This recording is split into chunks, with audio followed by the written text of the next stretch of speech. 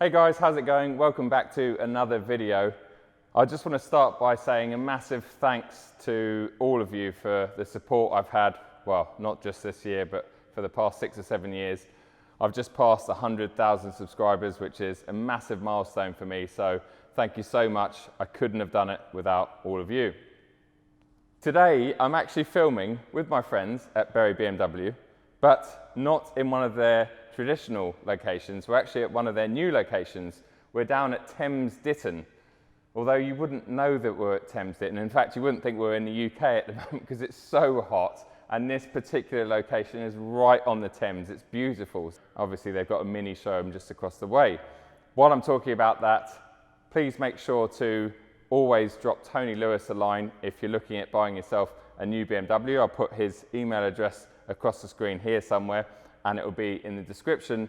And also, if you're looking for a Mini, make sure you email David King, trldeals on Instagram, and he will sort you out with your new Mini. We're here to look at the X5M Competition that has been out for about 3 months now. I think it launched originally in the States, but because of the COVID situation, a bit like the M2 CS, there's been massive delays over here in the UK with press cars and launches and stuff, so none of that has happened. But these guys have got one of the very first in the country, and what a spec it is. I mean, we're going to go over the spec in a second, but what a stunning car, what an incredible car. I've got high expectations about this car. As many of you know, I had mixed feelings about the X3M Competition. There's no doubting it's an incredible car. It's very fast and very capable, but in my head, as an SUV, it just didn't have that sort of Jekyll and Hyde. It just seemed to want to go fast everywhere and seemed to perform really well, but it didn't really have the comfort factor that I was hoping for in that particular SUV. But people that have got them love them. Maybe it's just me being a slightly older generation, I guess. But this particular car, I'm hoping will tick all of those boxes, by which I mean when it's in comfort and in drive and you've got the exhaust flaps closed, it just cruises around like an X530D, which is what you want. But when you want to attack a really good road, it turns into an absolute monster. What this essentially is a BMW M5 Competition in an X5 body, which is two great things. M5 Competition, probably my favorite car on the planet, definitely my favorite car on sale today in terms of packaging, the way it goes, just the way it does everything. But the X5, in my opinion, and in fact many people's opinion, is the best large SUV on sale today. So really, we've got two very good ingredients for what should be, you know, the best recipe on the road. So I am very excited about driving this, and I will be driving it in the next couple of weeks, but this is brand new, hasn't been running yet. It's going to be their demo, so you're going to have to be patient until I can actually get behind the wheel of it. But I'm sure we've got lots to talk about today, lots to look at. So here we are with the X5M, and just like the X3M in the UK, we're only getting the competition model. So as you'd expect, things like the full M Performance exhaust are standard, the extra styling of the car is a bit more aggressive with the diffuser and the finish to the pipes. Everything's blacked out, as on all the competition models. Yeah, it's a stunning car, and Marina Bay Blue is just the colour for this car. I mean, it looks absolutely amazing, especially in this light.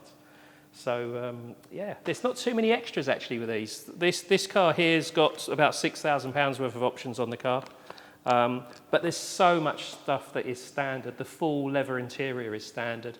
The M seats that you get from the M5, which, you know, can be a £2,000 option on some of the M cars, are actually standard on this.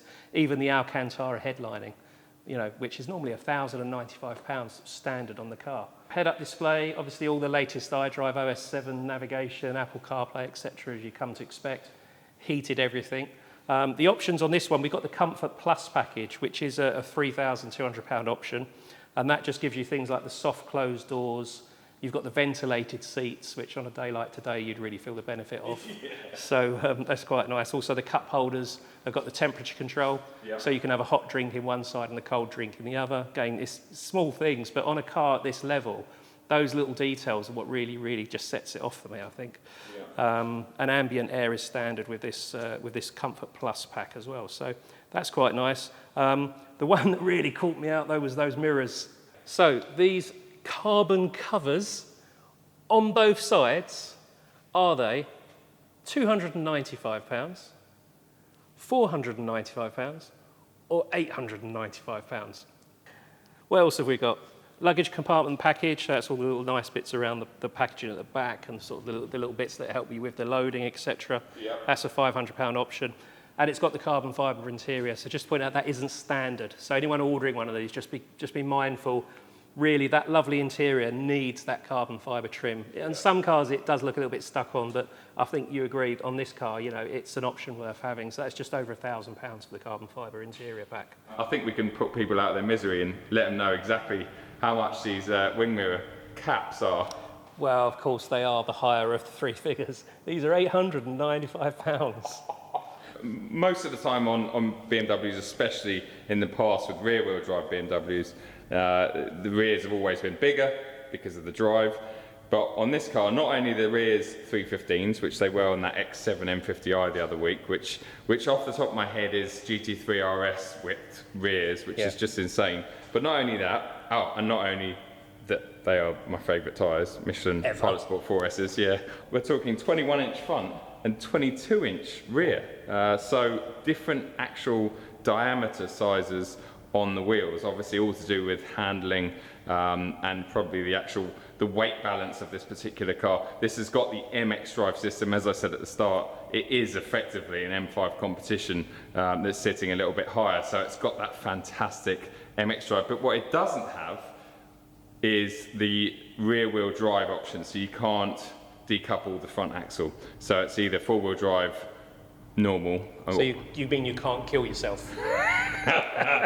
yeah. So sideways Sid might not be so interested in this car. Although, as I found out with the M8 competition, the M5 competition on private roads and tracks, doesn't matter. Even if it's in four-wheel drive, it's still massively rear biased. And if you turn everything off, this thing will do absolutely massive skids. Remember to follow this guy on Instagram up here.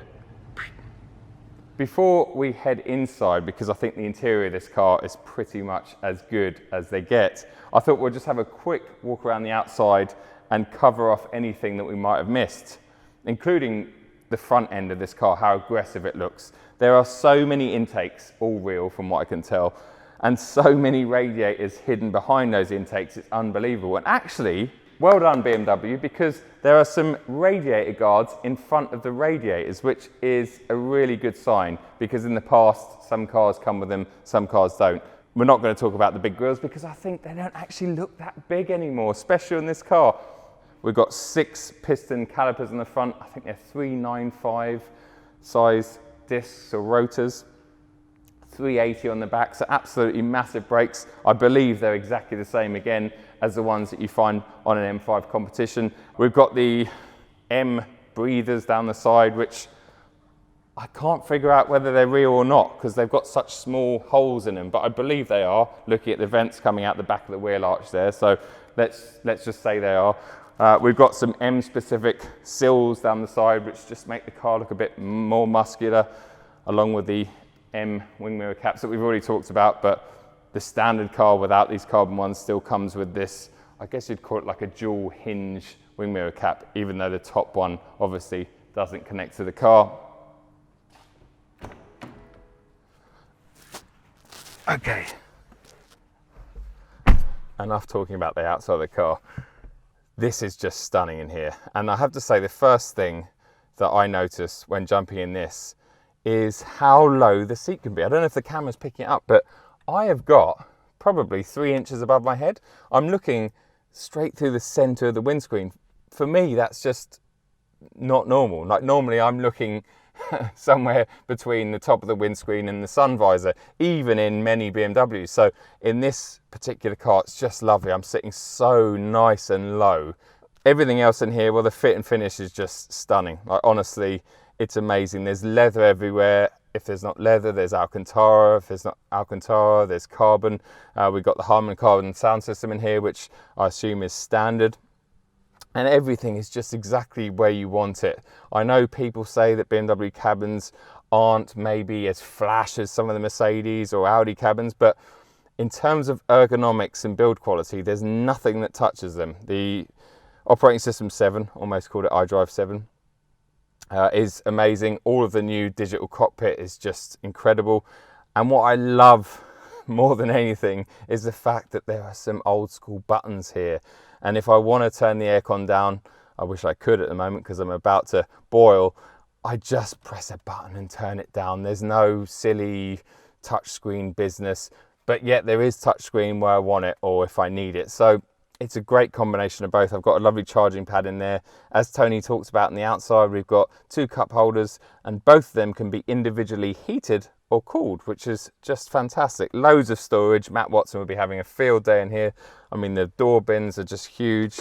We've got a massive armrest here with some storage and charging points, etc. there. It's just a really lovely place to sit. And when that steering comes back to meet me, once I've fired it up, because this has got, I guess you'd call it a comfort access or something, allows you to get in and out very easy. But once that comes back to meet me, I'll just be in such a lovely, comfortable driving position. So I can't fault the interior of this car. I think if it was mine, I'd probably have a roof, but you know me and my pan roofs. But saying that, it's still very nice and light and airy in here. It's just beautiful. And these seats, Tony mentioned outside again, these are standard. They're the M5 seats or the M5 competition seats. I talk about them a lot. They are the best seats on the market, bar none. They're massively adjustable and they are massively comfortable. And these ones are heated and ventilated as well. Even if the ride in this car isn't as good as I'm hoping it's going to be, these seats are going to cushion some of that, just like they do in the M5 competition. They take that harsh edge off just because they're so comfortable. You sit here and really feel like it's a nice, important seat. Talking of seats, well, they're very comfortable. They're not as comfortable as the ones in the front and obviously not as adjustable, but they are very comfortable and the leather itself is just lovely. It's really, really nice to touch. I've got my own climate control in the back here, so it's a 4-zone climate and the rear seats are also heated. Okay, so the last bit of the puzzle is quick look at the boot. I mean, really, it's an X5, so things like interior space, boot space and stuff, it's all going to be very, very similar. Comes with a display key and a regular key, so there we go. You've got the lovely split fold tailgate. Obviously, that can be up individually or open.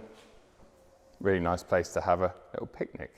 We've got the 3-way split fold seats at the back there, so we've got 40, 20, 40, so they can all be folded down individually. So if you've got 3 people in there, you can, you know, run a lot more luggage space. You've actually got some lovely under boot storage as well for your valuables and things. Always keep them hidden away if you can. How many people have got parcel shelves lying around in their garages or their houses or whatever, because when you want to do something with the boot, you end up taking the parcel shelf out, or if you have a dog, you usually take that out, whatever. In this particular car, there's actually a button that stores that parcel shelf away, like a button. Yes, I'm not going to touch anything aside from this button, so let's hope that's the right button. Watch this. Little secret compartment opens up. I mean, how cool and unnecessary is that? That's just brilliant. I love it. So now you can literally fold your seats down. Boom. So at the touch of 3 buttons, I've now got that massive load area. I mean, that's brilliant.